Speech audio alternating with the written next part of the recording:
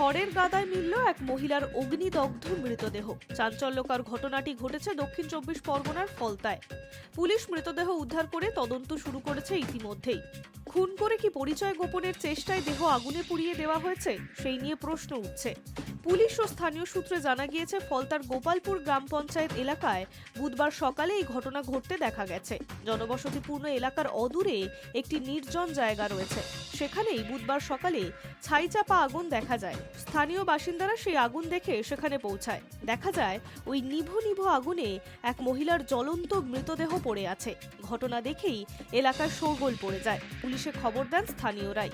ফলতা থানার পুলিশ অকুস্থলে গিয়ে ওই জ্বলে যাওয়া মৃতদেহ উদ্ধার করেছে। প্রাথমিকভাবে এটিকে খুন বলেই মনে করছে পুলিশ।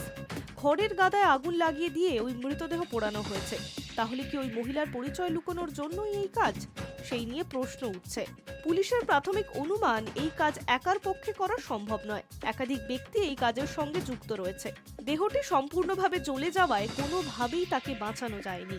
আশেপাশের এলাকায় কোনো মহিলা তরুণী নিখোঁজ হয়েছে কিনা সেই তথ্য জানার চেষ্টা করছে পুলিশ।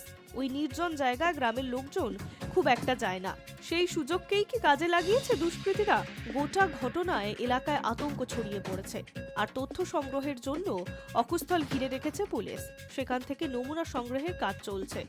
High news network.